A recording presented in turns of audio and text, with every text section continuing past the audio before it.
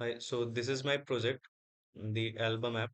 So the task was to create an app to manage the album, and the main features which I had to incorporate in this was first to fetch and show the album details from this API mentioned in the documentation. After that, I had to add an after that I had to do a post call to the URL so that I can add an album and save the album in the React state. Then there should be a feature to update the album. And finally, I also had to incorporate the feature to delete the album. Now let's look into my code base. So this is my app.js, which is handling all the functionality of my app. This is my album list.js, which is handling all the delete album and update album features. And this is my album.js, which is handling the on delete and on update album feature of my app. This is my update album form of the JavaScript file, which is handling all the updation part like deletion. And this is my add album form, which is finally handling the adding new album to my app.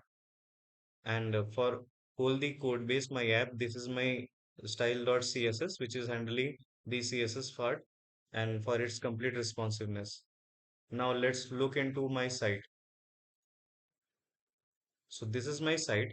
Here, as you can see, there is a feature to add an album. Let's write something here. Let's add this and see if it's adding. So as you can see on hover, I can add here. The first feature which we had to show is that the all the details it's fetching from the API or not. So it's fetching all the details. Let's add this new. As you can see, just now when I click the button, that new is added to the album. We can go ahead and check the delete feature as well.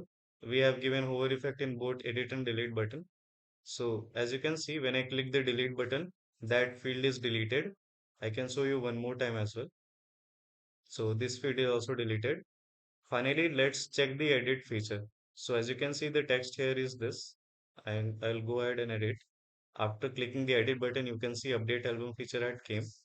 We'll go ahead and write something else in place of that so that we can just go ahead and update this.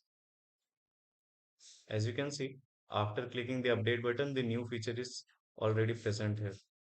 Yeah, so this is my site. Thank you.